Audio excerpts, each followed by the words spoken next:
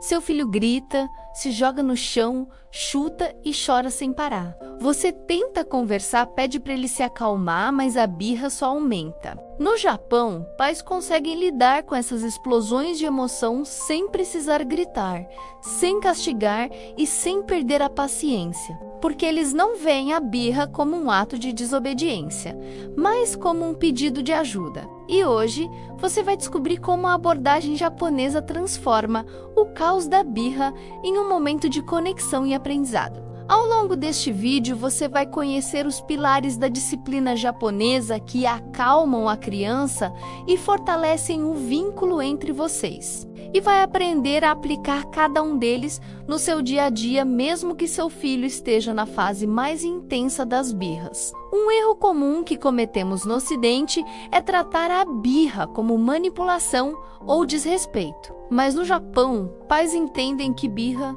não é desobediência.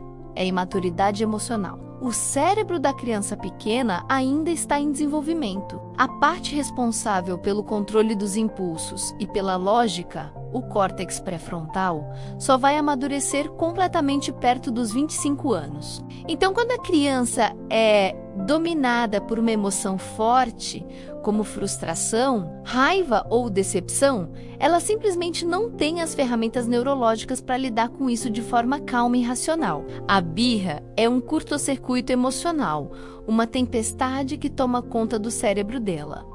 Não é um ataque pessoal contra você, é um sinal de que ela está sobrecarregada e precisa do seu apoio. Mudar essa perspectiva é o primeiro passo para mudar sua reação. Quando a tempestade emocional começa, a lógica não funciona. Por isso, no método japonês, a emoção precisa ser acolhida antes da correção.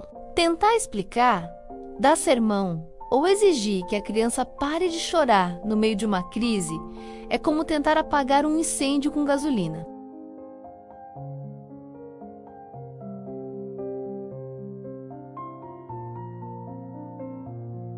Nesse estado, a parte racional do cérebro está offline. Ela não consegue ouvir, não consegue aprender e não consegue obedecer. O primeiro passo é sempre validar o sentimento. Ajoelhe-se, fique na altura dela e diga com uma voz calma: eu vejo que você está muito bravo porque não pôde ganhar o brinquedo. Eu entendo que você está triste porque temos que ir embora do parque. Isso não significa que você concorda com o comportamento, mas que você reconhece a emoção por trás dele. Essa validação é a água que acalma o fogo. Um dos maiores equívocos da parentalidade moderna é a crença de que as crianças devem aprender a se acalmar sozinhas.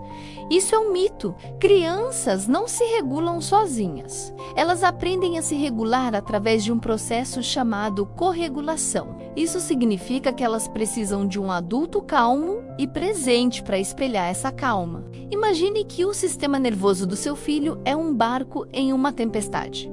Você é o farol. Se o farol começar a piscar descontroladamente, o barco ficará ainda mais perdido. Mas se o farol se mantiver firme, estável e luminoso, o barco usará essa luz para encontrar o caminho para a segurança do porto. Seu filho precisa do seu sistema nervoso regulado para ajudar o dele a voltar ao equilíbrio.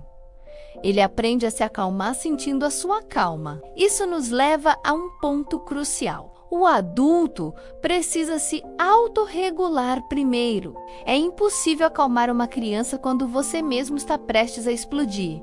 As crianças são como esponjas emocionais. Elas sentem a nossa tensão, a nossa raiva e a nossa ansiedade, mesmo que a gente tente esconder.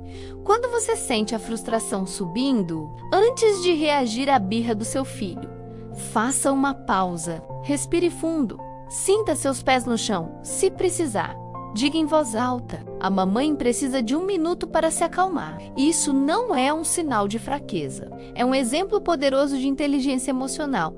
Você está mostrando ao seu filho, na prática, como lidar com emoções intensas de forma saudável. Sua calma é a ferramenta mais poderosa que você tem para acabar com uma birra. É por isso que na educação japonesa, os gritos são evitados a todo custo. Gritos pioram a crise emocional.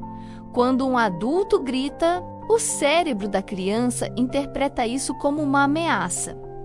O corpo dela libera mais cortisol e adrenalina, aumentando o estado de alerta e a intensidade da crise. Gritar com uma criança que está tendo uma birra é como gritar com alguém que está se afogando para que nade mais rápido. Não funciona e só aumenta o pânico. Além disso, o grito ensina a criança que essa é uma forma aceitável de comunicação quando se está com raiva. Ela aprenderá a gritar de volta, manter um tom de voz baixo e firme, mesmo quando tudo está um caos. Sinaliza segurança e ajuda o cérebro da criança a entender que não há perigo real, permitindo que ela comece a se acalmar. A filosofia japonesa valoriza a prevenção tanto quanto a solução. Por isso, uma rotina previsível reduz birras drasticamente. As birras muitas vezes acontecem em momentos de transição, sair de casa, ir para o banho, a hora de dormir. Quando a criança não sabe o que esperar, essas transições geram ansiedade e resistência. Uma rotina clara e consistente funciona como um mapa para o dia da criança. Ela sabe o que vem a seguir. Essa previsibilidade cria uma sensação de segurança e controle, diminuindo a necessidade de protestar. Não precisa ser uma rotina militarmente rígida, mas uma sequência lógica de eventos: acordar, tomar café, brincar, almoçar, descansar, brincar de novo, banho, jantar, dormir. Essa estrutura previsível organiza o mundo interno da criança e reduz as batalhas diárias por poder. Dentro dessa rotina, a firmeza é essencial. Mas no Japão, pais entendem que limites firmes não precisam de gritos. Firmeza não é sinônimo de agressividade. Firmeza é clareza, consistência e calma. Significa definir uma regra e mantê-la com empatia. Eu sei que você quer mais um chocolate, mas a regra é um só depois do almoço. Podemos guardar o outro para amanhã. A sua voz é calma, mas a sua decisão é inabalável. A criança pode chorar, pode protestar, e você acolhe esse sentimento. Eu entendo que você ficou chateado com isso, mas o limite permanece. Gritar e ameaçar mostra descontrole. A firmeza calma mostra liderança e segurança. E é isso que a criança precisa para se sentir protegida. Mesmo quando não consegue o que quer, assim como a rotina organiza o tempo, um ambiente físico organizado também evita explosões. Pais japoneses aplicam princípios de ordem e simplicidade dentro de casa. Um ambiente com excesso de estímulos, com brinquedos espalhados por toda parte, pode sobrecarregar o sistema nervoso da criança. É como tentar relaxar no meio de um show de rock. Um espaço mais minimalista, com menos brinquedos disponíveis de cada vez e um lugar certo para cada coisa. Cria uma atmosfera de calma. Quando a criança sabe onde encontrar seus brinquedos e onde guardá-los, ela desenvolve autonomia e um senso de ordem. Um ambiente externo organizado ajuda a promover um ambiente interno organizado. Menos caos visual significa menos caos mental e, consequentemente, menos birras. O momento de ensinar a lição não é durante a tempestade, mas depois. A correção vem depois da calma. Uma vez que a birra passou, que a criança está calma e conectada com você novamente, esse é o momento para uma conversa breve e objetiva. Filho, quando você fica bravo, não pode bater na mamãe. Bater machuca. Da próxima vez você pode usar suas palavras e dizer: estou bravo, ou pode bater nesta almofada aqui. Nesse momento, o cérebro racional dela está online novamente. Ela consegue ouvir e aprender. A correção se torna um ensinamento sobre como lidar com as emoções e não uma punição pelo que aconteceu. O foco muda de você fez algo errado para vamos aprender uma forma melhor de fazer isso da próxima vez. É por isso que na abordagem japonesa, os castigos não ensinam autocontrole. O castigo, como deixar a criança no cantinho do pensamento ou tirar um privilégio. Foca no comportamento externo, mas ignora a causa interna.